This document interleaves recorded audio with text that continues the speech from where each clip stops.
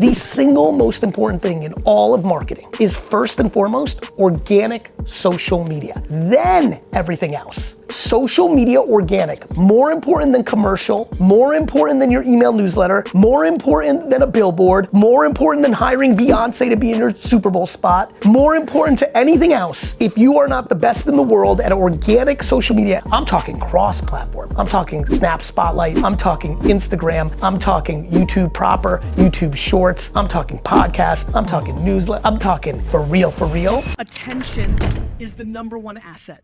This is full circle for me because my dad gifted me Crush It.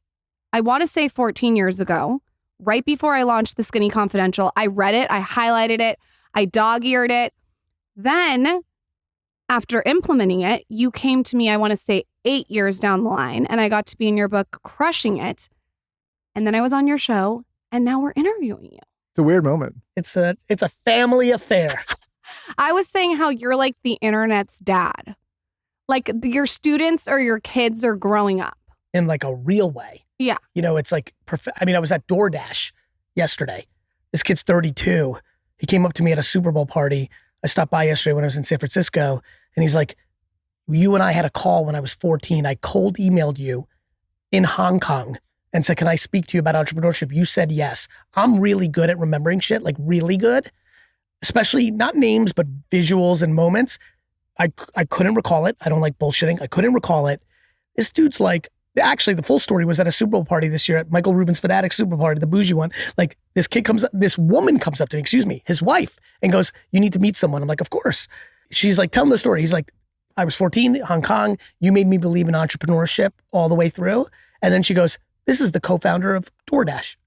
And we were hanging out yesterday, we were chopping it up, and like, you know, not only I'm in a very wild part of my career, like watching all of you, like really when you've been putting out as much content about what you thought would happen, and then it happened, and it's impacting so many people, and it's positive, and you get to be in the airports or literally on the way here, like we're working on the VeeFriends theme song and music for the cartoons that are coming out, and the music group, the team that brought them in, they're like, they're the hottest, they're the best, they're winning, they've done all these shows. And then they start the meeting with, Gary, our company took off because we read your book, and the people that introduced us didn't even know that.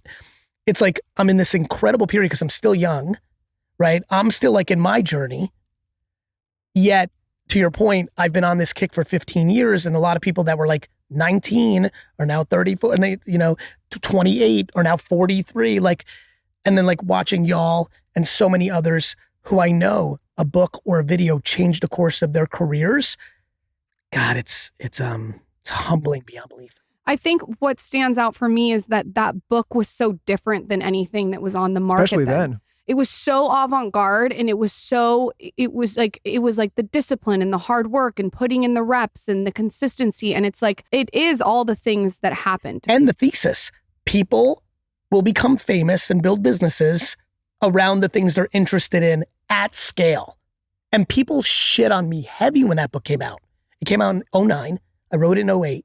This is like 15 years ago now. That was right when we were getting out of school. How did you have a nose for that? Looking back, because now you have the perspective. It was, you know how some, like, I don't know, like, why does he have such great hair and so fucking handsome? Like, you're born with shit. I'm born with some sort of ability. I don't know, like, I'm born with some sort of ability to have a very good sense of what people are going to do before they understand they're even going to do it. I've always been good at that. It's how I built my dad's wine store. I knew that Australian and New Zealand wines were going to get hot, Spanish wines, and like nobody in the wine industry saw it.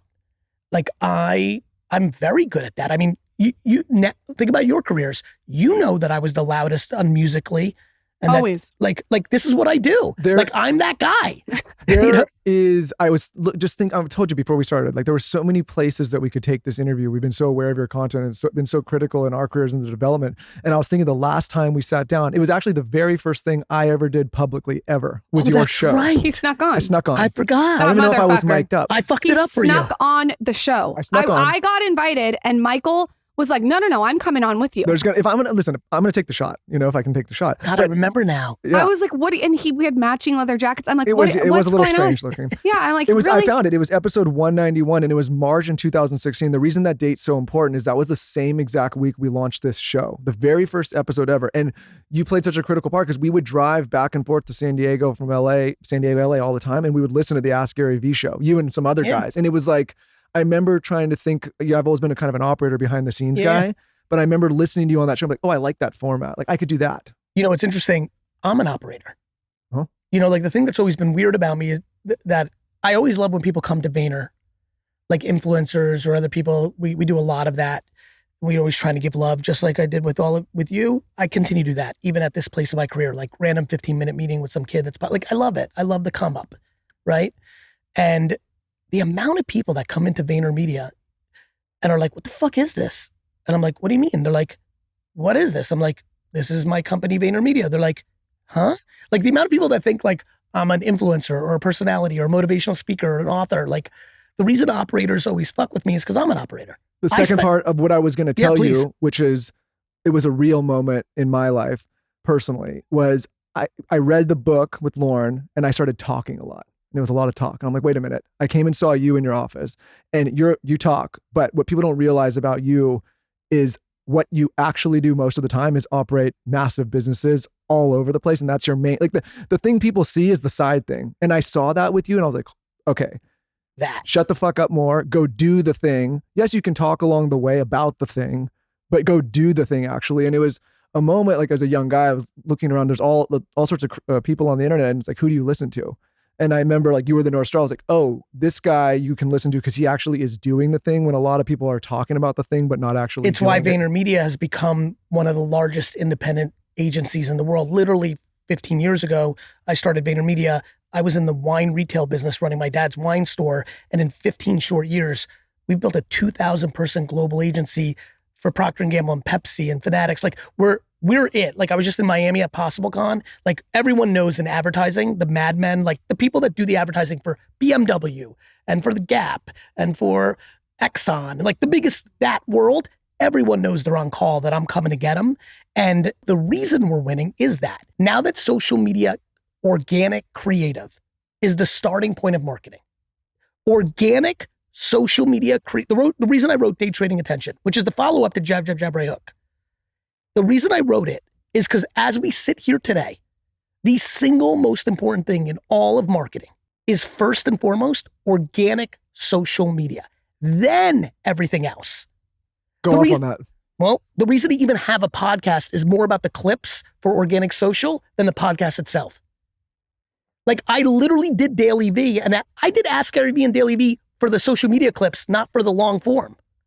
I even still do podcasts as a guest because Dustin's sitting right there, D-rocking it, and we're going to clip it, and there's going to be 3 or 4 or 7 things.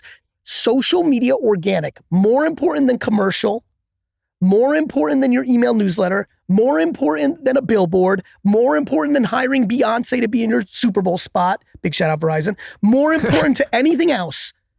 If you are not the best in the world at organic social media, and the way I define that, as because I know you two have been paying attention for a long time, is I'm one of the few humans that equally has 5 million followers on LinkedIn as I have 15 million followers on TikTok. I'm talking cross-platform. I'm talking YouTube Shorts. I'm talking Snap Spotlight. I'm talking Instagram. I'm talking YouTube proper, YouTube Shorts. I'm talking podcast. I'm talking newsletter. I'm talking for real.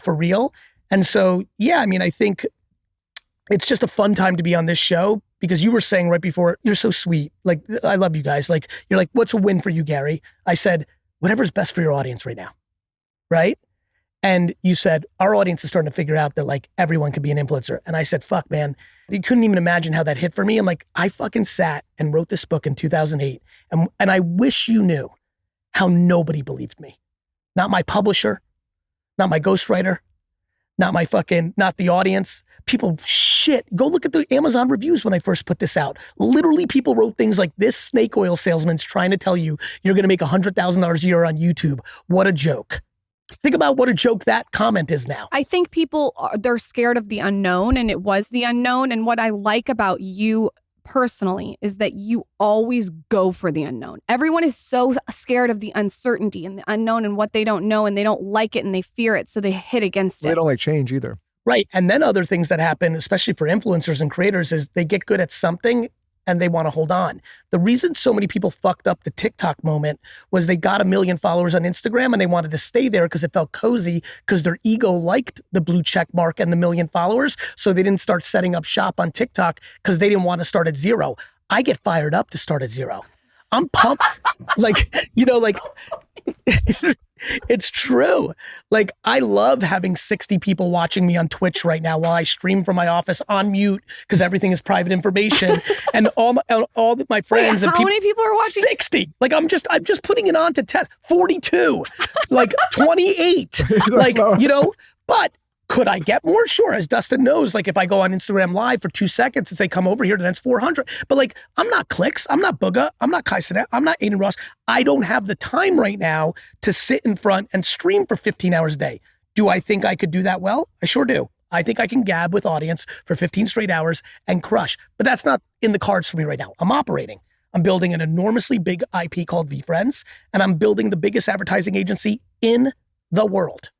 Yeah, I'm busy. And so when I saw that as a full circle moment, I was like, oh, okay, there's a way to do this long form content and go and speak and do all the things that we all do, but you can still be a great operator. And this just reinforces the main thing. But and there's a lot of people out there selling a lot of stuff, I'm sure, Yes. and get rich quick schemes and what to do. And I wasn't like, if they're just selling you on the idea that like they're selling you on something and they don't have the actual infrastructure, like, you gotta be really careful. It's my biggest argument in marketing right now. There's a lot of marketing professors and pontificators. I'm like, if you're so good, why doesn't your book sell? Like, this, to your point, get rich quick.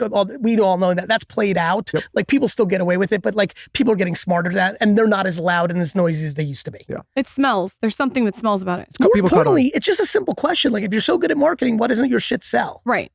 Like every author that writes a marketing book that the book doesn't crush is a weird situation.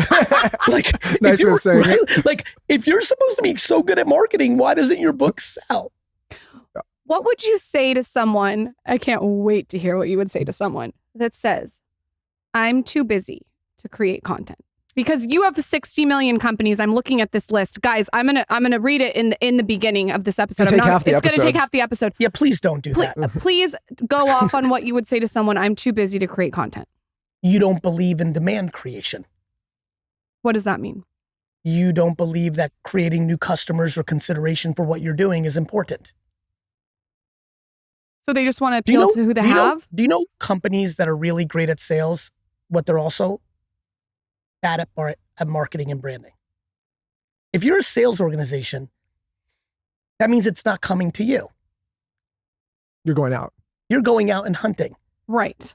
I love sales, and I love when companies do both.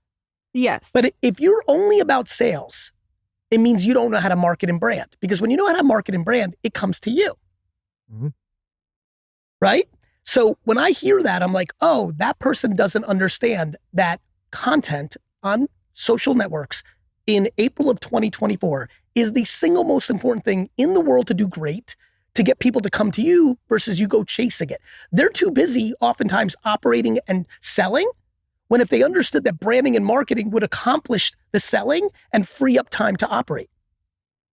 VaynerMedia doesn't even do RFPs anymore. This is very nerdy marketing talk. The request for proposal. We don't do it.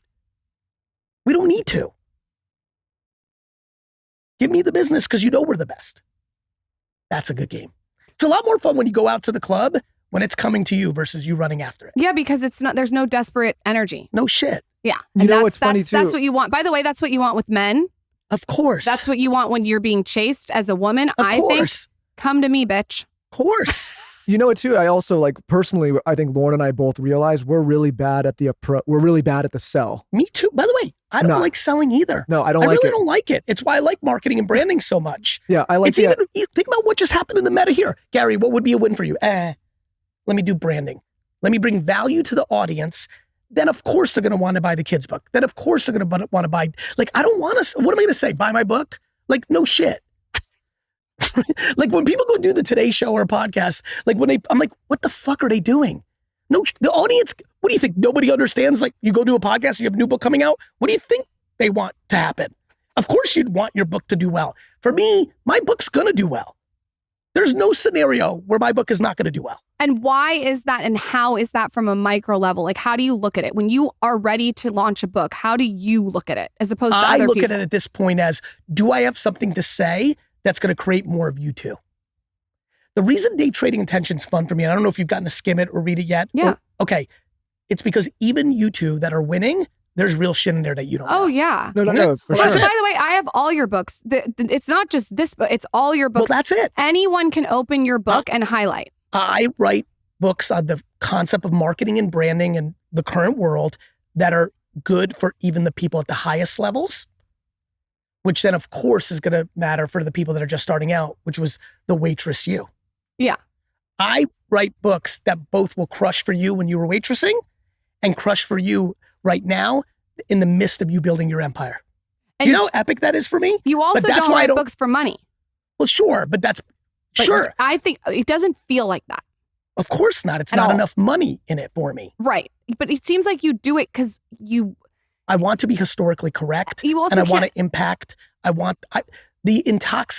me, $1 billion is intoxicating. You two looking at me with the admiration through your 4 eyes is the intoxication.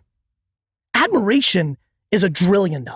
Has it changed over this 2 decades? It's always been the same. It's always been the same. It's always been the same. It's always been the same. My favorite people to interact with are the kids I grew up with that knew me for real. Everyone now is like, oh, Gary, it's different now because you got the money. I'm like, you don't know me. You don't know 27-year-old me that was exactly this person making $61,000 a year. Well, I do want to say something else to you. Please. We've been swimming in the same waters for a long time now. And with that, and you know this too, you get to meet a lot of people and everybody talks and everybody knows each other. Yes. And not only do we know people that you've partnered with, but we know people that have worked with you and for you. Yes. And Sam Heaps. Of all these years, I've never heard anyone say a bad word about you. She just sang your praises today. And I mean that as a real compliment. Yeah, I mean, it's how I live my life. I couldn't imagine Dustin, Lara, Sam Heaps, D-Rock, and by the way, even sometimes when people leave when it's a little murky, maybe I wasn't candorous enough. That's why I wrote 12 and a half to talk about the only kryptonite I think I've had in people relationships was I wasn't candorous enough to some people. What is candorous? I couldn't deliver candor. I couldn't be like, hey, Dustin, I need you to do that. Like, if I love you, but GaryVee is the most candorous. Yeah. On stage, in a podcast, in book form, crush candor. Gary Vaynerchuk, if I like you and you're not doing a great job at work, I dance around it. Huh. So how does that then, what do you think the impact of that is? It created sloppy exits. 99.9% of people are going to say remarkable things about me. The 0.1 that could be like, I couldn't tell them they stunk and I surprised them when I fired them. And so I have resentment towards me. And so that stings because what you just said, what you just delivered is everything to me. The way people that actually know me, actually spend time with me, actually talk about me means the world to me. But I think it's important because, again, like coming up and figuring this out, and it's very fast paced and there's a lot going on, especially in this world.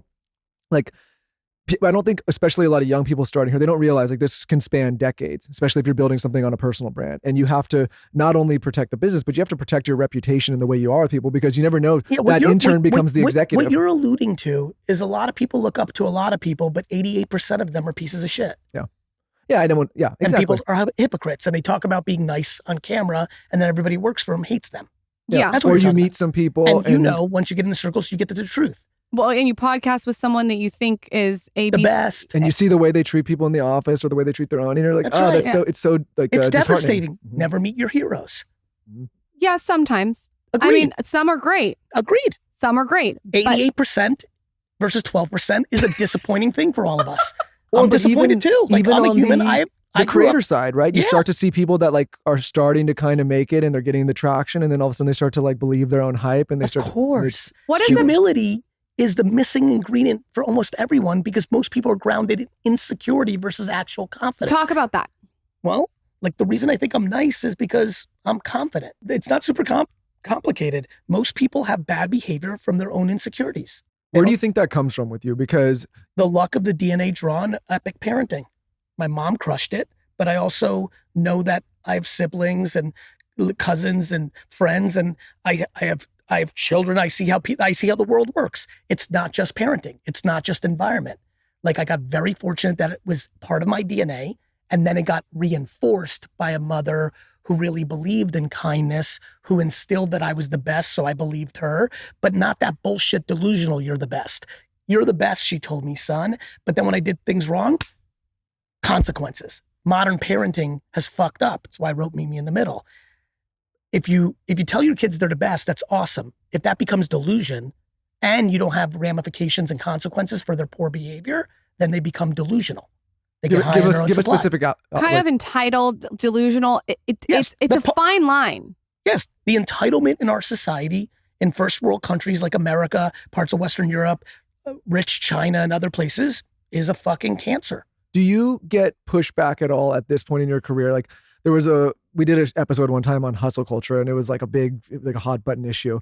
And, you know, our perspective is you got to put in the fucking work. Like, you have to. Yeah, I think, you know, what happened there in my career was somebody wrote a Medium article called Hustle Porn and put me as the I didn't even know if they did that. Yeah. That happened. And so what happened was there was a moment there that it got a lot of heat, and I started to, but it was easy for me. Two things happened with that. One, the most remarkable thing was I talked about it once on a podcast, and because there were so many things that weren't true about me in the article, and I said that I felt bad for the person that wrote it, not for me.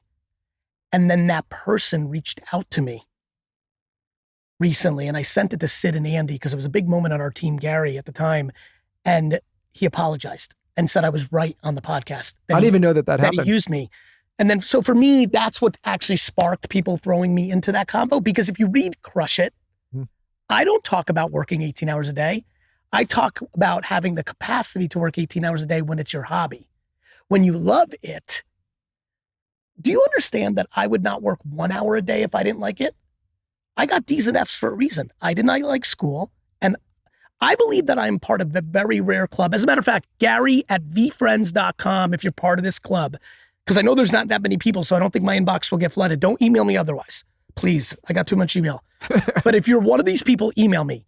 Are you part of the, I never opened my book, I never did a single piece of homework, and I never studied for an hour or more in your entire 4 years of high school? Please email me, because you and I are part of I am an all-time remarkably poor student. From freshman year to high school at North Hunterdon High School in New Jersey, I did not do one piece of homework in 4 years of high school. I never submitted a book report. I did my Scantron as A, B, C, D, E, like complete random. And I never studied once, not an hour in 4 years of high school. My capacity to work hard when I don't like it is zero. My job, my career is my hobby. I treat working the way people treat skiing and vacationing and cooking and watching Star Wars and playing video games. It is my great hobby. So when people tried to throw the hustle thing at me, I was like, the receipts exist. Go watch my content. I don't work 18 hours a day to make $1 million for what? So the real message is that if you can turn your work into something you absolutely love that becomes your hobby, then it doesn't feel like work. So you're not really you're hustling, but you're not really anyway because it feels when fun. People like, Gary, work late. I just said this on another podcast. First time I ever said this way, I'm late. They're like, yeah, but Gary, I work 9 to 5. I have great work-life balance. I'm like, do you like your job? Nah. I'm like, you don't have good work-life balance. You have 40 hours a week that you are fucking miserable. I also disagree. You do have to hustle. Like, what do people not disagree with you, but disagree that people are mad about that? We are fully agreeing. That becomes, let me tell you what that's about. That's similar to why cancel culture is getting canceled. That was the manipulation of a word. When the word hustle meant hard work, we all agreed on it. What happened was society manipulated the word hustle into work so hard in such an unhealthy manner that you will get sick or suicidal, all for the chase of money. Yes. My definition of hustle is hard work is one of the ingredients to make something happen. That'd be like saying to everyone, good news, you don't need to go to the gym or eat right, and everything is going to be awesome. Physically, not true. Sure. So that was just the slang word of hustle. This is why this is the biggest issue with cancel culture. It doesn't factor in intent. Yep. If somebody makes a misstep, but they didn't want to, and they like you, and they didn't mean it. Why should they be fired and eliminated from society? It was so out of whack, which is why it didn't last long. There's a reason we're having a correction and why it was just a blip. It's not sustainable. It's not right. Yeah, it's why, like, honestly, we never, I mean, and I think it comes with having, like, a lot of people in that moment were maybe new or just getting started finding their foot. We've been doing this for so long now, not as long as you, but that it felt like a blip in time. 100%. And I kept looking like, there's no way you can sustain this way. And people would get frustrated that we wouldn't take it more seriously. But I'm like, it's not something. How are you not allowed to? By the way, I stopped using hustle during that time and just used hard work and work ethic. Just You want to cancel work ethic? Knock yourself. I don't give a shit what they want to cancel. It has nothing to do with me. Yeah. Here's the problem with life right now. Everyone has such audacity that they think everyone should see the world the way they see it. Oh, please. I have deep conviction of how I see things. I'm me. I'm GaryVee. I write these. But when I tell you, I totally understand why people don't see it the same way. I have conviction that organic social media is the single most important starting point to marketing. I equally spend my career 7 hours, 10 hours a day, because I split it between VeeFriends and Vayner, with people who think a TV commercial is the most important thing. I think I'm right. I think they're stuck in yesterday. But guess what? I'm not mad at them. I don't hate them. I don't think they're stupid. I think they'll be proven to be wrong. I don't think in 2024, spending $4 million on making a commercial for television on a non-streaming service on network TV or cable is a good idea. I think it's actually the stupidest idea. But I'm not mad at anyone if they see it differently. What's a bad day look like for you? One of the things I'm struggling with right now is that with 2,000 employees, and I'm so HR driven, the pet team, the people and talent team, always tell me when something bad has happened to an employee anywhere. This is a big part of me wanting to be the human CEO I am, to the point where I'm actually debating maybe not doing it anymore. Because now at 2,000, when it was 50 people, 80 people, and everybody was 22, we were cruising. Nobody's parents were dying. Everyone was 22. Nobody's parents were dying. Nobody lost a baby. Nobody had kids. Like, we were cruising. I was like, I'm the best. Meaning I'd have to hear about it once every few months and I would lean in. Now at 2,000 people, many of which are 40, 50, 30, things happen. People's siblings die. People's parents die. People lose a baby. People get sick. People themselves get sick and hurt. We had an incredible teammate get murdered in Brazil, I think, Colombia. Jesus. So the weight of a day-to-day negative thing of people I care about that work with me, heavy. So a bad day for me would be getting bad news about somebody in one of my companies that's happened to them, because I'm very emotional. And so I take things on. I'm able to compartmentalize. That's what I'm great at. I can deal with it. But I would tell you, my bad days are only left for cancer, death, terminal illness, car wreck, burnt house down, losing money, somebody saying I stink. Like, fuck that shit. I want you to talk about that a bit, because you've said that for a very long time. And I think a lot of people starting out with that perspective, some people get, and as we've become parents and been married and all this, I really like lean into like same theory. Like if something happened to her or my kids, like that's a real thing. Look, you're in the losing a little money. Like, even let's go to the full extreme. You guys are really in it right now. You're on the precipice of building your empire, right? What if it went to dead zero tomorrow? Devastating. You've worked really hard. I'd figure it out. Of course, that. You have to have that. You have to have that. You can't be scared. You know why? Because you have no choice. Right. Like, I don't understand. People think they have optionality to step backs.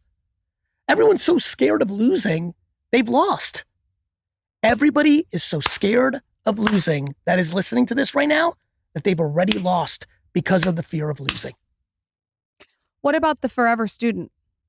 Oh, right. Like they just read about it and never do about it. Yeah. I mean, they're the forever student. Like, I don't know. Like I was that about health and wellness from 28 to 38. I was talking to myself for a decade about I have to get into better shape. I have to eat better. Fuck, I have all these goals and dreams. I'm not going to live to 100 if I keep eating foie gras and fucking never go to the gym. And then at 38 and a half, I finally got serious about it. And I've started taking my health more serious over the last 10 years of my life. That's how I feel about all of it. I understand the forever student. I was it with my health and wellness from 28 to 38. It's about fear. I used to say when I was 34 that I didn't have time to work out. 34-year-old Gary compared to 48-year-old Gary with time, that guy is a puss. Why is he a fuss? Talk to 30. I'll Talk tell to you, him. it's not that I work that much more or less. My efficiency is like a fucking gangster. Do you know what my calendar looks like? No, can we see it? Yeah. This is my dream. This is actually my dream to see your calendar. This calendar, watch this. My calendar is super early, and look at this: 15 minutes, 40 minutes, 30 minutes. There's no lunch. There's no. You've always done it this way, yeah? You guys know, like 4:45 to 5, 5:15 to 5:30, 4:30 to 4. Like it is. Wait, do you have something in there that says 4:45 to 4:46? Yeah, it's very real to me. Like shower in there. My efficiency, me learning as an operator that every 1 hour, here's a big one for all the entrepreneurs out there. Every hour meeting you have is actually a 30-minute meeting. Please, can you actually talk about that from a very detailed standpoint? Yes. I need all these tips. The reason I have so many 15-minute meetings is almost every 30-minute meeting is actually a 15-minute meeting, but you putz around on dumb shit that doesn't matter or pleasantries that aren't required at that moment. Like, I'm so excited. This is great. I'll How give do you- you And then like eating the pineapple for a few minutes and like making a coffee, and all of a sudden it's like 2:09. Here's my favorite one. 13 people in a meeting. Let's do intros for a fucking hour. No. I mean, like, fuck that shit. No. I give you an example. I was speaking to some banks the other day, and they were trying to schedule hours every time. Like, no, 30, because the point is like on the hour, everyone does the round of introductions. How was the weekend? And you also lose momentum in the It's so conversation. It's fucking- like, let's just yeah. get to the point. How What do does you everyone hard need? stop It's like it, going though? to the gym for an hour, but not doing a single exercise properly. You don't have to hard stop it because people Yeah, get to but the I point. want to know how you get out of 12 to 12:15. Someone's still talking. What do you do? Say, I apologize, I have to go to my next meeting. Just straight up. You're also, in my role, as I'm the conductor of almost every meeting, like everyone, don't forget, it's also scheduled from 12 to 12:15. People see it. People know, right? Okay. You know, like, I don't know. They Like, show up ready. yeah, like listen, I'm bad at interrupting when I'm the podcast host. I'm definitely going to interrupt in a meeting if we're trying to move shit along. So Like, you're like, you sorry, take I have to go control. to my next meeting. Bye. I mean, it's even weirder than that, I think, back to the point I'm making, which is if this meeting is 12 to 12:15, at 12:13, everyone's brains is like, this meeting's 2 minutes long. Like, there's no, like, it's not like someone's going to pontificate about anything. Like, I don't know. Okay. I'm gonna take those 15-minute meeting tips. And it also, what I like about seeing your calendar too is you can tell you've also carved out time that's personal. Yes, of course. Now, I don't do a whole lot of personal between like 9 a.m. and 7 p.m. Like, I'm like a minimum day for me is 10 hours of operating, no lunch. I barely go to the bathroom. It's 10 hours, right? Right? Every day. And by the way, that's the minimum. There's plenty of 8 a.m.s to 11 p.m. and all that. Listen, I love what I do, but I'm in or I'm out. Like on the weekends, I'm see ya. Vacations, see ya. Jets game, double see ya. Like you could tell me the world's burning down. I'm like, this game's not over yet. You know, like I carve out that time, and I've definitely evolved, and it ebbs and flows with your personal life of like, there's times where you could triple down on work. There's times like you find different variables in different chapters of your life. There's no, I also have no ideology to my work ethic. Like I'm also comfortable changing my mind tomorrow and never working again. It's a fluid situation. Like it is what it is. I focus on one thing: enjoyment, satisfaction, happiness. And currently this is working, but if it changes, it changes. So when people come to you at this point, and you've talked to thousands of people, and they say, "Gary, I'm not happy with what I'm doing. I don't like my bid. I mean, I don't have passion." Like, what is the main theme that you're recognizing with those people, and what is the response to them? Lack of accountability or optimism. And they're looking for answers, but often what they're looking for is affirmation for their excuses. And the reason they like me is I don't want to do that for them because everyone else is doing that for them and it's fucking them up. What most people want is for you to agree to why they got unlucky or why it's not going well. If you look carefully at what's happening, a lot of us are creating entitlement and nepotism for people we love by acknowledging things that aren't true. Like, for example, the thing that's really playing out in society right now is the real pandemic is non-accountability, right? So right now you have an entire, let's just use our country for a little bit. It's Biden's fault. It's Trump's fault. It's Republicans' fault. It's Democrats' fault. It's my spouse's fault. It's mom. Now the other big one. It's mom's fault. It's dad's fault. It's everyone's fault. What about this? Like the thing that I'm usually trying to be, like usually where I go, depending on the tone and tenor of the person. You know, some people love a gym trainer that like really grinds you. Like, you know, like people like that. Other people like one that's a little bit more like your therapist/trainer. Everybody likes different things from different relationships. What I tend to try to do is look at the person that's coming at me, whether randomly at an airport or somebody I really care about, and be like, what style of communication can I give right now that brings them the most value? For some people, it's like, look, that's real trauma. Like if somebody comes to me that I don't know, and like this happens to me a lot. Like that, I don't know them, but they consume my content. And I'm like in line to get a coffee and they're like, Gary, can I speak to you? I'm like, you know, I'm pretty me. I'm me. Yeah. I'm like, sure. They're like, look, man, like my dad was an alcoholic and like sexually abused me. I can't be like, yo, bro, who gives a fuck? Like, that's not appropriate. You need to come with real compassion in that moment. That's something I can't fully understand. I'm not all knowing. I'm like, to me, that needs extreme sympathy and passion, and compassion. But if that's a 45-minute convo, not a 1-minute convo, then at some point the story with that person, especially if it's let's say it's an employee and I'm in hour 18 over 3 years with them. At some point in that convo, it starts to transition into like, you are aware that other people have also gone through this traumatic experience and through therapy, meditation, health and wellness, mentally and emotionally, physically, they've been able to get on the other side. Humans are remarkable.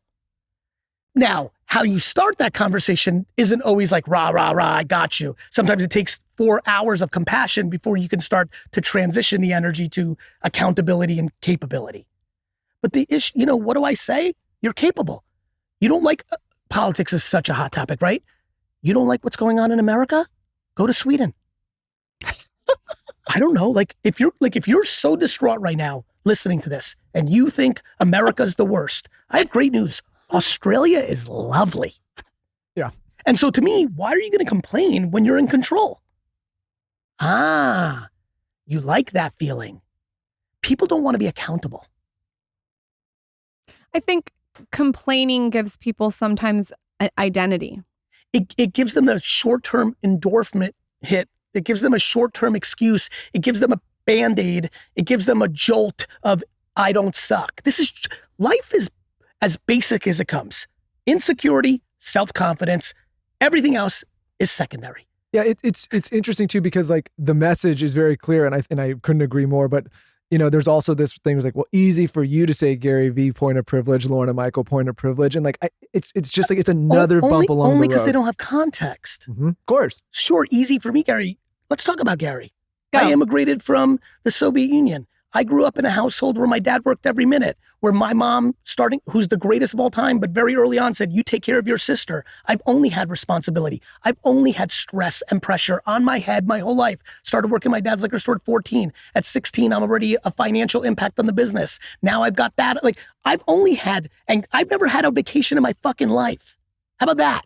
I didn't take one as a kid. And by the time I was grown and I went, every vacation I've ever taken in my entire adult life, I've had to think about responsibilities that were happening while I was on the fucking beach. So I promise you I wasn't on fucking vacation. Yeah, that's one thing. So thank you. Enjoy. Like, fuck you. How about you? 4th kid in your family, never had the responsibility. Everyone took care of you in the fucking family. You got it good. You're the oldest, right? Yeah. Yes.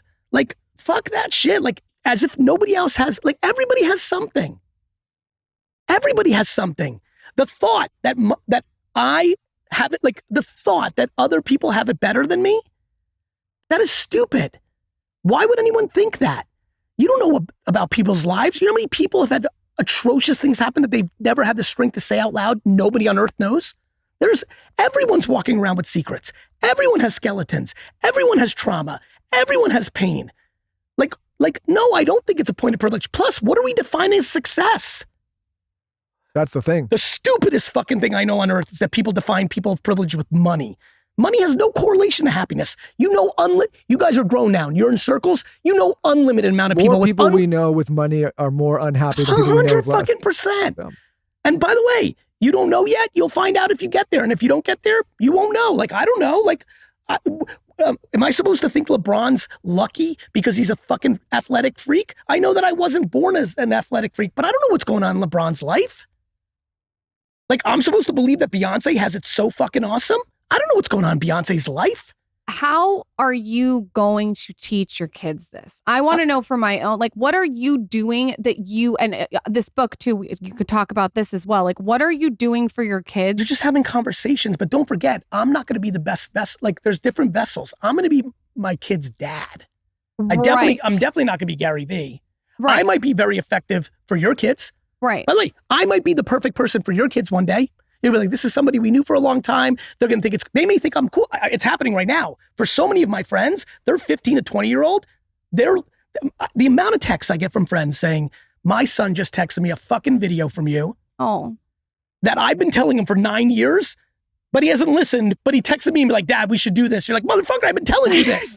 Because sometimes you need an outside voice. Sometimes Oprah did it for people, even though mom was saying it the whole time. I can't be that. I'm going to be dad for my kids. Yeah. What am I telling them? I'm doing dad shit.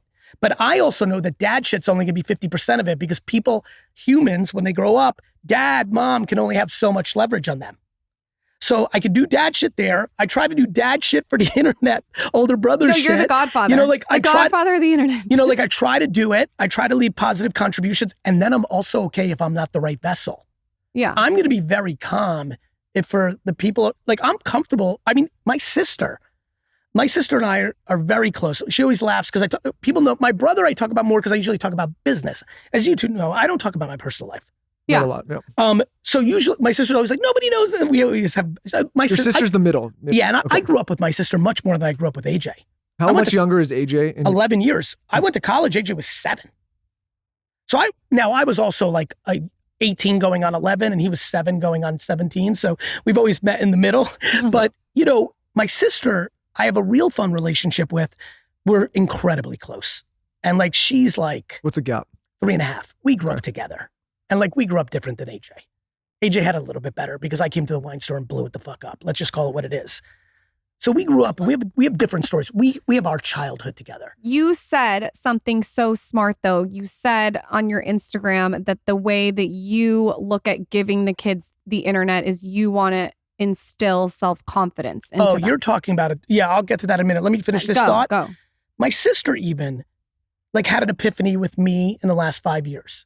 Like the way she viewed me, my dad, like mom, and that's like somebody I grew up like. So like what I'm trying to say is that like I'm humble enough to know that for some people, like there's people listening right now that I was literally the guy for. Literally, I was the single human being.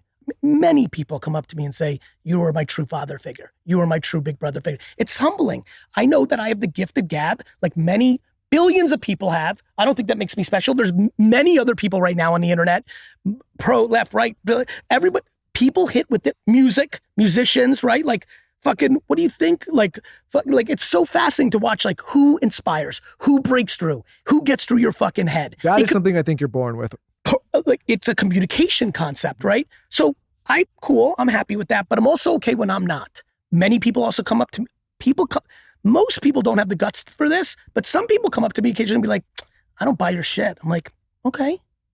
I'm like, first of all, I'm not selling you anything, not asking anything of you. And 2, like, that's awesome. Like, I get it. Like, maybe I'm too high energy. You don't like the cursing. You don't like competitiveness. That's amazing. I'm glad that a different kind of voice resonates for you. Like, usually when I'm met with that, normally on DM or comments, rarely in person. But when I'm met with it in person, I always tell them, like, I hope you do find the person that hits for you. For me, that was my mom. It was never Joe Namath. It was never Jay-Z. Like for me, the person that broke through was my mom. I think the people that call you out like that, though, want your attention. And when you give them the attention, they immediately back down and say, sorry. I've seen it happen. Yeah, of course. And that's fine too. And I'm empathetic to that. They just want to be acknowledged. Yeah, of course. I get it. Listen, I live with compassion and sympathy and empathy running through my blood. Yeah. It is my natural state. It's how I see the world. I'm so grateful and humbled by the luck of the draw of my DNA and parenting and circumstance. If I was born here and not in Russia, I'd be a different person. I lived in a studio apartment. I remember living in a studio apartment in Queens, the size of this room, with more family members than are in the room right now. 6 in the room now. Do you understand how grateful I am to be able to have a nice dinner? Red Lobster on my 10th birthday was like going to fucking Europe. I wore a suit from Kmart that my mom bought for fucking $8 for my 11th or 10th birthday because we went to Red Lobster. I went to 2 family vacations in my entire life, both to Disney World. The first time we stayed in the Holiday Inn, not the fucking where Mickey Mouse is. We stayed in the fucking Holiday Inn. How the fuck am I not going to be grateful for everything? I was fortunate to grow up that way. And every time I had nothing, I was always happy. So of course I live a life realizing money's not happiness. We didn't have it, and I was the happiest. Now I'm around unlimited people with unlimited money, and they're fucking miserable. You think I'm confused? I'm definitely not confused. What do you think the common denominator is that makes those people with the money unhappy? What do you think that is? Like what happens to those people? They're insecure, and they thought money was going to close the gap. Yeah. They thought the pretty girl was going to close the gap. They thought the watch was going to close the gap. They thought the handbag was going to close the gap. They thought the zip code 90210 was going to close the gap. They thought the followers were going to close the gap. They thought the blue check mark was going to close the gap. They thought the Grammy was going to close the gap. They thought the BMW, they thought no thing is going to fucking close your gap. If you are emotionally insecure, you are vulnerable. You are vulnerable. And oftentimes the person that made you insecure was either your mom or dad, which is a whole brain fuck. So say like in your scenario, and I think in our scenarios, we were all fortunate to have parents that like really instilled a lot of confidence and told us we could do whatever we put our minds to. And so we kind of had that. But for someone who didn't grow up with that and has those things, how do you help them get there? Find people that do it for you or content that does it for you. I watched my father, who did not have self-esteem being built into him, transform under his time being with me at the liquor store. I'm proud to sit here and say I had a dramatic emotional impact on my father. And how did he manifest? I didn't know that. I've never heard you talk about that. Because I don't talk. I'm trying to give you something nobody else has. Here you go. Yeah, tell us about I'll that. tell you. I believe I've never said it because it's not really for me to say, but I feel like my father's and I relationship is at the right place for me to say this. I believe that if my father was sitting here, he would tell you that the 22-year-old kid that came full-time to work in that store, and really 6 years earlier than that over the course of me being with him so much between 14 years old and 34, that I fundamentally changed the way he viewed himself. And how do you think you did that for him? By telling him the truth. What do you mean telling him the truth? By when we drove to the liquor store and I could see my dad didn't realize how remarkable what he had done was. Yeah. I'm like, Dad, do you know how many people come to America with $100? Like, he was shitting on himself. He spent all his time and energy on what was going wrong. I was like, what about this? By changing his perspective. Dustin, do you believe that I've had a positive impact on your perspective? I know who Dustin was when he started. That's no surprise. And I think anyone that's in your orbit, we know D-Rock too. D-Rock would sit here right now and be like, I had a profound change. Like, yes. But I think I'm surprised because I have a similar dynamic with my dad, that you had that kind of impact on your dad, because that's a different kind of impact. That's a different one. It was, look, I think it is more unusual for the child to do that for the parent. But I also think I'm a supernova of positivity. Like, I think I'm different. I think I'm passionate about it. Back then, I didn't even know what I was doing. Meaning now I'm aware that I am that person. Then it was just, I was a child. It's the purest form. Like, I don't know how not to look at everything from a positive, practical way. Did your dad social media actually, go ahead. No, did your dad and you, was there ever a strange dynamic when your dad had obviously laid the foundation and built so much, but then you kind of came in and rip-roared it and took it to the next? Was there ever like a weird dynamic of him looking at you being like, my son is now like proud of you, obviously because of everything, but also surpassing, the kind of... We could do a whole fucking documentary on it. We went from a place of where my father and I competed with each other and had weird dynamics about it to a part in our life now where he literally walks around Earth every day with a hat that says, "Proud Dad of GaryVee." Sweet. Yeah. And he brings up something I said to him all the time. So this is his favorite thing to say. Oh. Well, it's not that cute. I love it. But he also has 2 other children. I prefer my dad mix it up a little bit. But like, my dad always brings this up. He brought it up yesterday when I spoke to him in between meetings in San Francisco. He said, "Son, it's really nice." I said something to my dad one day when we were driving. And it was about how Wine Library was going to be the biggest wine store in New Jersey. And I said, "Dad, I'm going to build such a big wine store for you. And I'm going to be so good at it that everyone's going to stop competing with us because they're going to all know that they're fighting for second place. That I'm going to be so good, and this is going to be so good, and I'm going to build the biggest thing and everyone's going to be fighting for second place. Because what my dad used to be worried about is what you guys are giving me flowers for. While I was building Wine Library, I was telling the industry in interviews what I was doing. I was like, the internet's going to win, and email market. And he would get upset. He'd be like, don't tell everyone your secrets. And I would say, Dad, you don't understand. I'm so much better than them.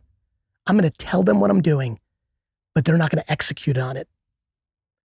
And it was this like really gangster moment when I was like 24, 3 or whatever, that like was a real, I remember it vividly the second I said it. It was like, ooh, it was like a, you know, like it was being like a rapper where you have a bar that you just know you're going to be known for forever. And it was just me and him. We used to compete a lot. It was a real challenge because I was building the business and I would struggle with him coming in and being like, I'm like, Dad, I'm doing it now. But he's like, technically like the owner and but the he's boss. like, fuck, man. Like at the time I didn't understand. When I was 22, full-time back from college now, don't forget I was there since I was 14. So I've been there every summer in high school and college. Like I was there 100 days a year, but now I'm there 365 days a year. When I was 22, my dad was 44, 4 years younger than I am now. Whoa. It's weird. That's a trip. And so I was like, at the time at 22, I'd be like, Dad, like, you're like, you're good. Like, I mean, the thought, like I'm 48. I think I said earlier, I'm like just starting. So, you know, for my dad, it was, you know, he was thrilled because the business went from 4 to 10 to 17 to 25 to 30. Like I fucking annihilated it. Changed the course of our lives. You brought it online, right? Is that like brought it online? Okay. That was the whole punchline. But he lost his identity as the man. And I didn't want him micromanaging because I'm like, I'm fucking giving up my fucking 20s for you. Because I also had my own resentment. I didn't own any piece of the business and he wasn't paying me a lot. I love when people are like, don't listen to GaryVee. He inherited a winery. I'm like, okay, let's start from the top. It's a wine store in New Jersey. I inherited nothing. And as a matter of fact, there are very few people on earth that will give 150 hours a week for 12 straight years, give up their entire childhood, all their fun of their 20s, and work every day to build a business for their parents. Very few. I sit in very rare air. When people try to razz me at don't listen to this guy, I'm like, you don't know, you're complimenting me because I sit on an island with very few other human beings. It's interesting to watch you and know you for as long as we've known you, though. When you talk about your parents, you get very emotional. I do. And I look at it as like, still to this day, making your parents proud is probably one of the biggest driving factors in your life. 100%. And not only is that true, I just love them different, you know? Well, that's what I was saying. Like my dad's 80 now, and we talk about this, and Lauren's lost a parent. And when you start to think, oh, you're going to lose this business, or you have a business, that like all that stuff it pales in comparison. Like when I think about losing my dad, and I'll get emotional if I think too much, or with her, or losing her, like that's the stuff that like, oh dude, it's why I'm happy all the time. And it's why, bro, it's why I'm constantly happy. Because you have that. Yeah. Yeah. Because if I woke up today and nothing, like when I tell you, like even looking at my phone after this interview, I'm only looking for one thing. Is everyone good? Yeah. My life is so simple in all the complexity, right? The 800, like everyone's like, he's so crazy. I'm like, I'm the simplest. I'm the simplest of them all. You're grounded in the perspective of the things that are really important, and the other stuff is the game. Of course I have micro concerns. Of course I'm in the game, right? It's like being a competitor. It's like, you know, like when you're playing basketball and like you're like, I'm me, like I'm in it, but like not real life. I'm detached from it. That's why, by the way, that's why I'm so pumped about Meet Me in the Middle. You talk about Meet Me in the Middle. I believe every parent that's listening to this, that buys this and reads it to their kids is also going to be affected by it. I am going to build a VeeFriends world. VeeFriends is Pokemon meets Sesame Street. Obviously, the NFT thing got like with the hype and everything, but it started there. But it's an omni brand, cartoons, toys, trade. If you go to eBay right now, please do this. Please go to eBay right now and type in VeeFriends and go to completed auctions. You'll be blown away. Trading cards and Squishmallow. It's like I'm built. Like by the way, back to like I'm doing it again. When I was GaryVee, but I was really building VaynerMedia. Right now, I'm VaynerMedia and GaryVee, but what I'm building is like literally the next Marvel Pokemon. Like I can't wait for everyone in 20 years to be like, and I'm doing it right. I'm doing it like I'm telling them I'm doing it right now. And yet back to like I told my dad, no one's going to do it or no one's going to see it. Even though I'm telling you that I'm building one of the biggest intellectual properties of all time, people don't believe you, and that's okay. And by the way, I might not. You don't think people believe you at this point? Still no. Still no. Still no. Maybe If people believe me, everybody would run out and buy you. How many VeeFriends Series 1 NFTs do you have? Yeah, Michael, how many VeeFriends? I don't have any VeeFriends Series 1 NFTs. NFTs. So but I don't have any. No, that's okay. That's okay. But listen, I don't have any NFTs. That's right. Comma. If you believe that I was building one of the biggest intellectual properties of all time, I should have gone in. And you would know that you should go after this interview and go to OpenSea and buy a VeeFriends Series 1 because that will be the ultimate collectible. That will be like comic book #1. So no, I don't believe that people. You have to go buy it now that he just said it. I'm sure the price has gone up. No. Actually, it's a great time in NFT land. Everyone's confused about NFTs. NFTs are forever, but everybody thinks NFTs are Beanie Babies. NFTs are stuffed animals. Only 1% of NFTs are going to be good. Let me ask you, if this is the wrong analogy. Go ahead. I was explaining, someone was asking about and talking about this, and I said, okay, if you look at the watch market, there's certain periods, there's people that love watches, love it. You may put zero value, another person may put $1 million Correct. value. What about art? Yeah, or there's art. people that buy $8 million pieces of art. I'm like, I don't even want a poster. Yeah. What about sneakers? The thing that everyone just thinks that NFTs are all art, all watches. 1% of watches are worth money. Yep. 1% of trading. Do you know how many trading cards have been made in the last 100 years? Quadrillions. But Michael Jordan's rookie card's worth a lot of money. What people got confused on is they coupled all NFTs into one thing. Everybody was confused. Not all NFTs are going to be worth money. The 1% of NFTs are going to be worth money because they're going to be digital collectible art and collectibles. VeeFriends Series 1 is something I'm going to try to make people give a shit about. If they start by reading about Patient Pig when they're 5, by the time they think Patient Pig is cool, as they go up the ladder into comic books and animation and anime and movies and toys and collectibles and trading cards, that made them bring them to the ultimate collectible, which is the first one, the VeeFriends Series 1. Now I better get on OpenSea. How do you have the energy every day? What are the wellness and self-care? No one asks you this. I know you do. I sleep a lot. Okay. Are you like juice? Like, what are we doing here? Nope. Nothing. I actually don't consume a whole lot. Like coffee? Yeah, I like coffee. Okay. But I'm very funny with coffee. It's like full cup, drink a third of it, throw it out, it gets cold. Like, okay. Right, Dust? Like I'll probably get through 1 or 2 cups of coffee a day, but I have like 9. They're always there. You know, it's funny, back to childhood. I always had tea because I'm a Russian family. We always had tea around constantly. Constantly. There was always tea. Got home from school 3 o'clock in the morning. Want tea? Tea. Not like water. Like tea was a big thing in Russian culture. Russian tea room, like that kind of stuff. So I think something happened that's like comfort for me. I always need a hot beverage around me. There are times when I have full cups of coffee and tea. I don't even take one sip. The concept of it being there is warming to me. So yes, I drink coffee, but no, I think my big ones are sleep's huge. That was why I always laugh when people are like, Gary's going to get you burnt out. I'm like, I'm the one fucking tell everybody I'm sleeping 7, 8, 9 hours a day. I've never been like there's moments to sleep 4 hours. Like if you have a big project coming out, when VeeFriends was going, I was fucking not sleeping a lot. Like I was in it. But that's a couple weeks. Like I sleep a lot, but the reason I'm good is I have deep peace of mind. I'm not anxious. So like everyone's like, I'm going to cold plunge and I'm going to ground and I'm going to meditate and I'm going to Joe Dispenza and I'm going to do all this stuff. You talking about Lauren?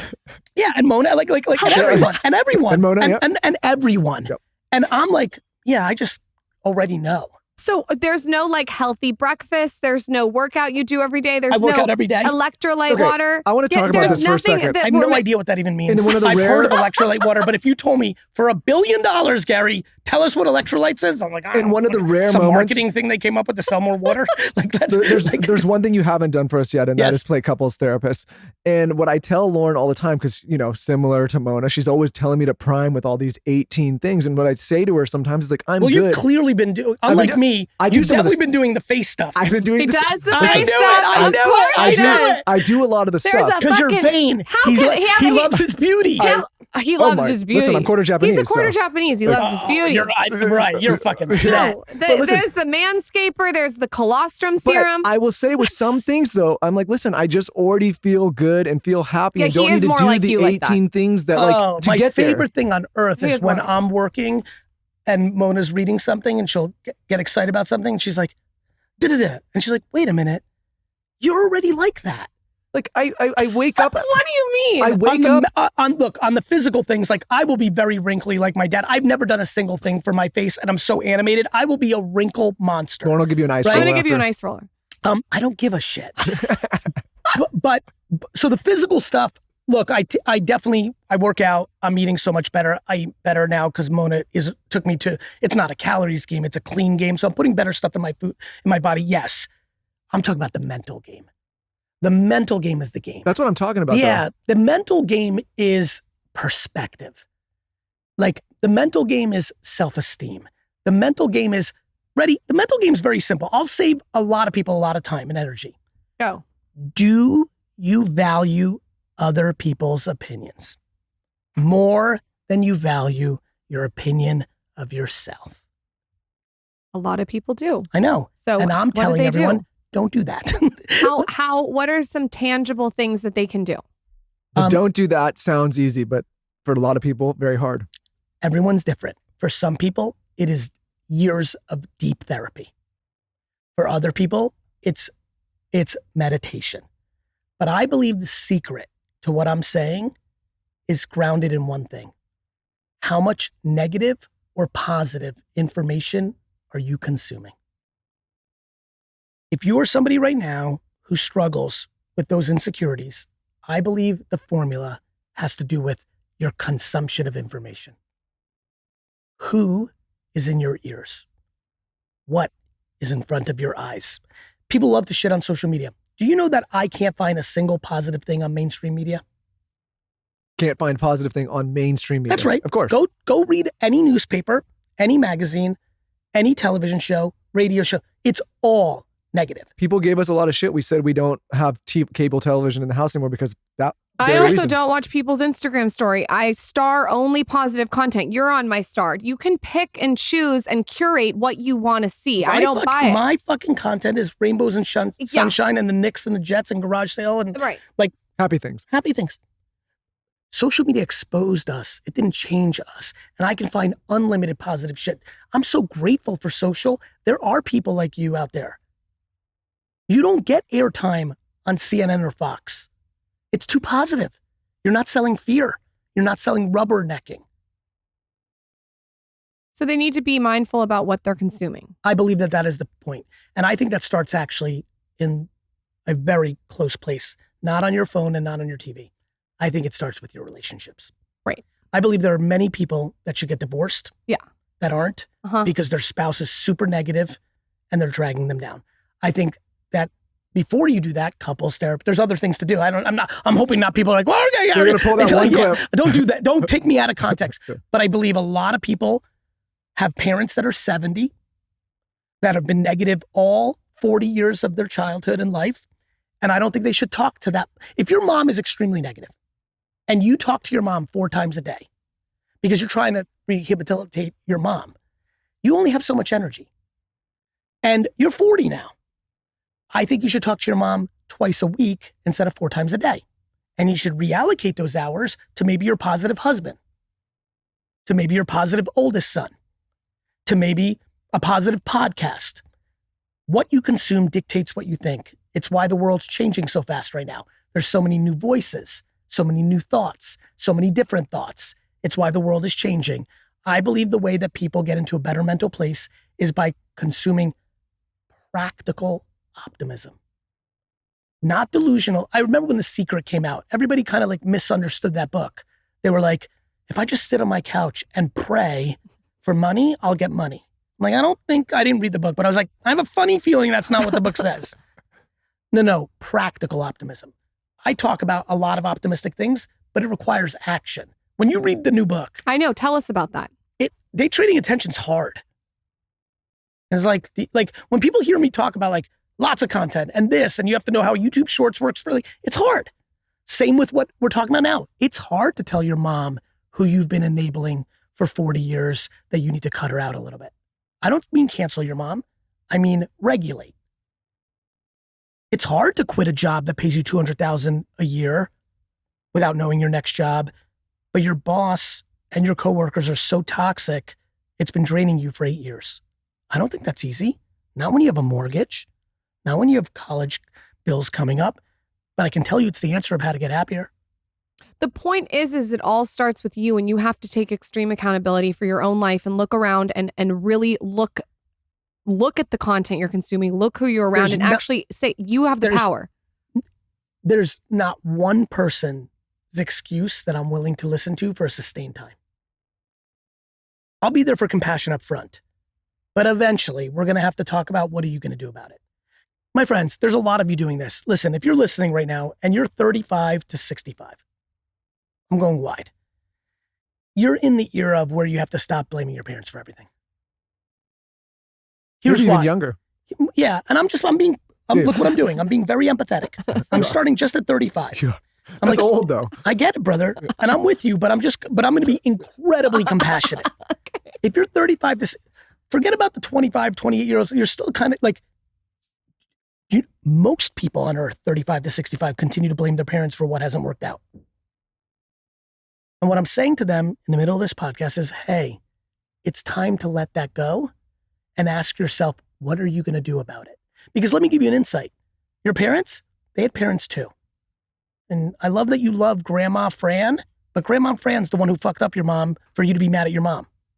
And oh, by the way, before we shit on Grandma Fran, I don't know if you know about great Grandma Gertrude, but she fucked up Grandma Fran. And so like this lack of compassion or empathy for our parents who also got fucked up, and this inability to be accountable for our ability to fix our fucked up, like you have generational shit, be the one that stops it. Or just be a contributor to the shit that's bothered you your whole life. Either you're a part of it or you break it. Yeah, you know, it's so funny. You mentioned your dad was 44 when you guys were working together. And I think about now having kids of my own. My mom was 22 when she had, she's like 22, like, and you're blaming these. Child. Yeah, you're blaming she's these. doing. You're blaming these people. I was on the bar with my tits out at 22. Jesus, you're fucking lucky that your mom was like even responsible. You still kind of are. No, but That's why he likes you. Yeah, of course. To think, I went to that bar. To think that like we're blaming people that were that age and they were in many cases younger than us for all of our problems later in life is crazy to me. Yes. And you combine that with where we are now with entitlement at scale, where we think that everyone should see the world the way we see it. When you guys moved from LA to Texas. Oh God. Oh, God is right. Yeah. I am so sure. I remember hearing that, either from Mona or seeing it. I'm like, oh, these poor two are about to get so much judgment from so many, because you did it a little bit earlier, right? Yeah.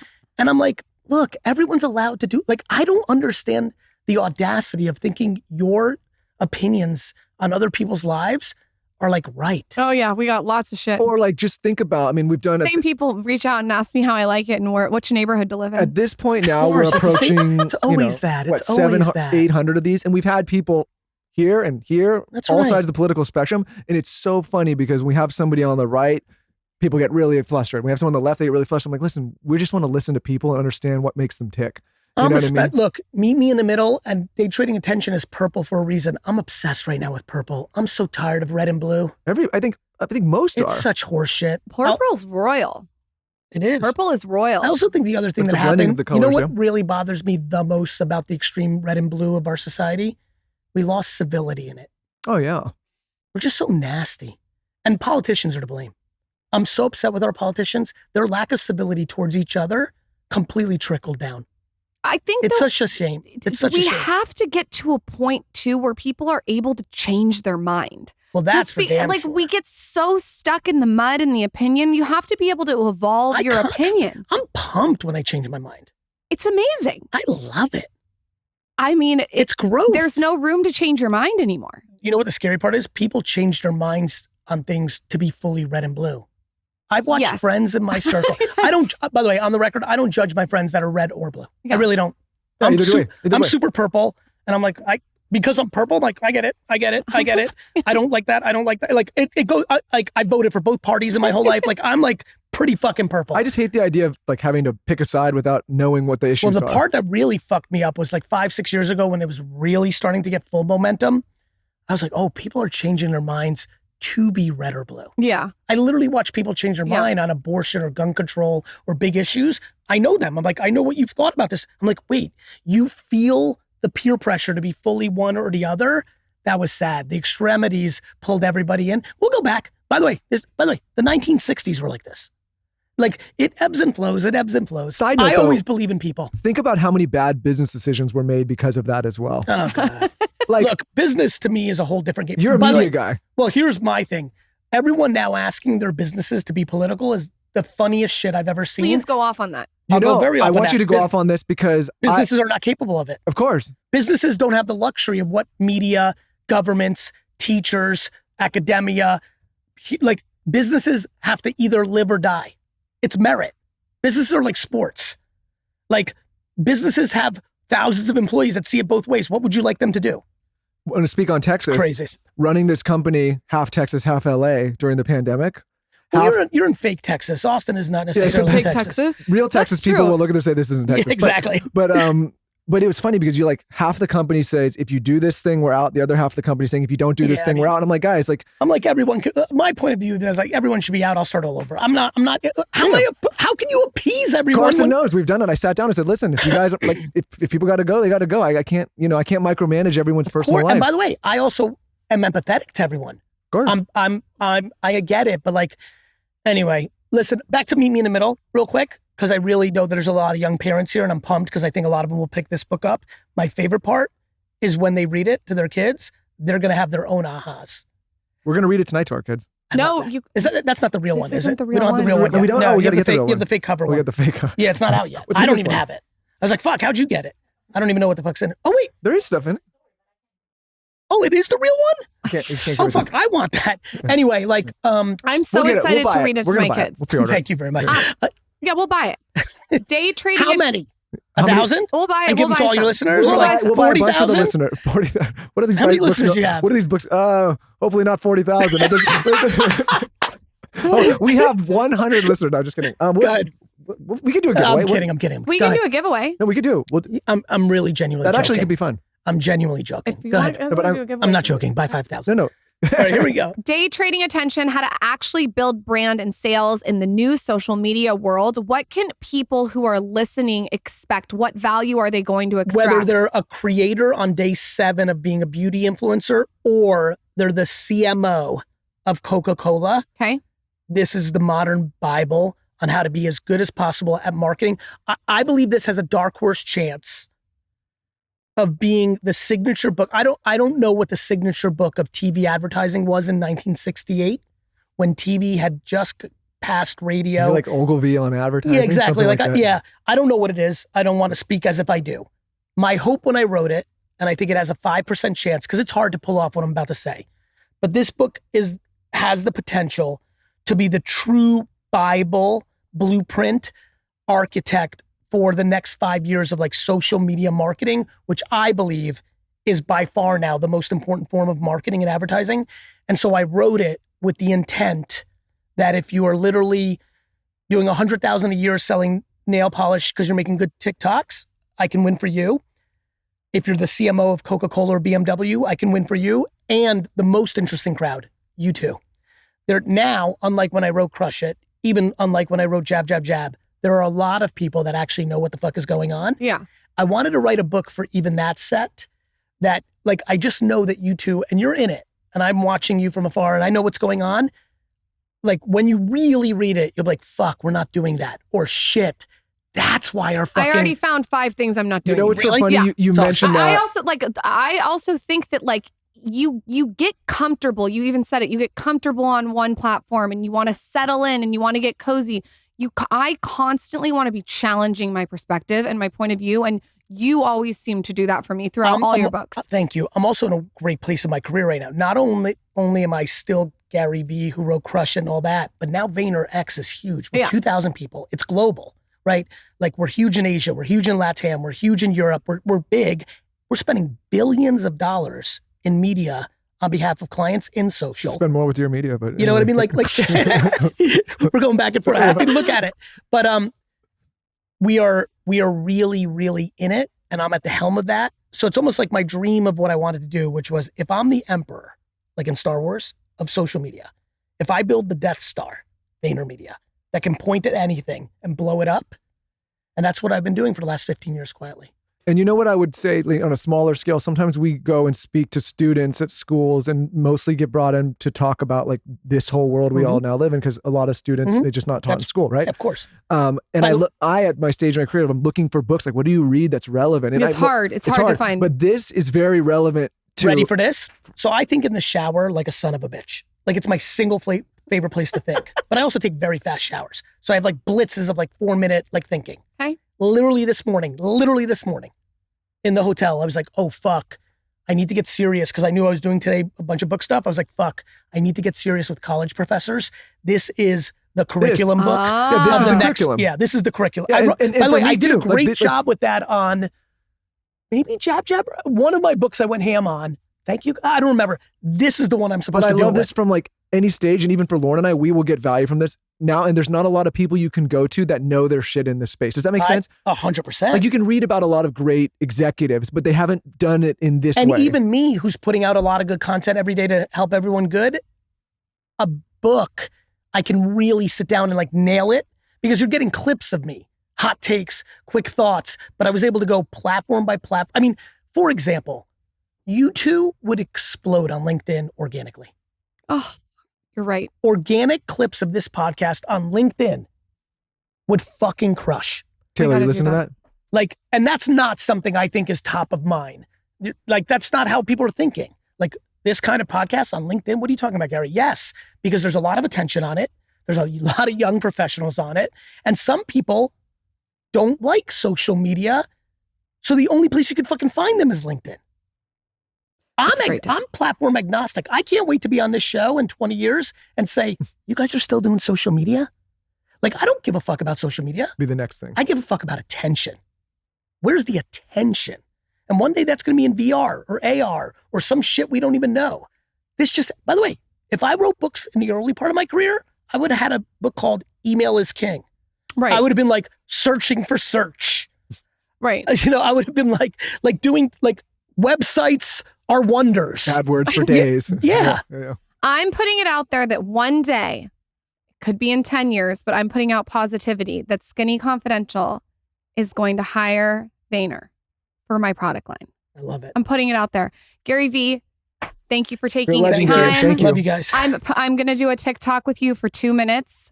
I want to make sure I'm fitted into your schedule. Go watch my TikTok. Where can everyone buy your book, your kids' book? Where can they find you? All the things. If I have not accomplished that yet, then I've done a bad job. I think everyone listening to this is going to be very capable of finding whatever they want to find. Good. So I appreciate you for that, but I'm Okay. going to leave it at that. Okay. One of my last things to say, you just reminded me, favorite things you ever said. One time someone asked you a question, you said GOOG.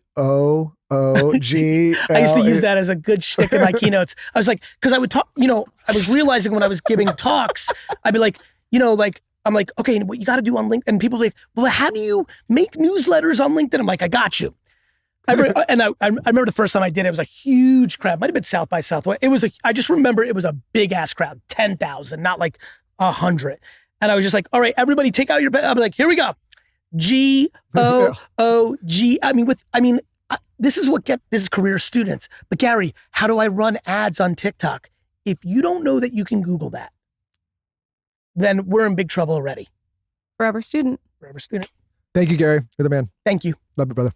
That was amazing. Hey everybody, I wanted to say that a new book is coming, the follow-up to Jab, Jab, Jab, Right Hook, originally called Jab, Jab, Jab, Left Hook, but I finally captured what I've been doing for the last 20 years as an entrepreneur, as a creator and influencer, as an operator of a marketing company that works with Fortune 5,000, 500 companies, and really the punchline of what I'm seeing in society, which is day trading attention, how to actually build brand and sales in the new social media world. I'm really proud of this book. When I read it, and some of you follow my social enough to see the clips, when I read it in studio, it got so deep, it goes so detailed. It goes macro and micro as I like to roll. And so if you've not picked up a copy yet, go to GaryVee.com/DTA, which stands for Day Trading Attention. I have a feeling that this book, much like Jab, Jab, Jab, Right Hook, literally got an email, they just read it, it's 10 years ago. The updated version of the marketing manual for your marketing team. Definitely if you're a social media person that runs your stuff, you need to get a book for them. And definitely the marketers in Fortune 500 for your staff. that and the entrepreneurs and creators and influencers who are trying to build something for themselves. So proud of it. Hope you enjoy it as much as I enjoyed putting it together. The manual that we are going to give to everybody when they join VaynerMedia to read, and hopefully the manual to the modern marketing world, and especially social media first world. Day Trading Attention out this May 2024. Pre-order your copy now.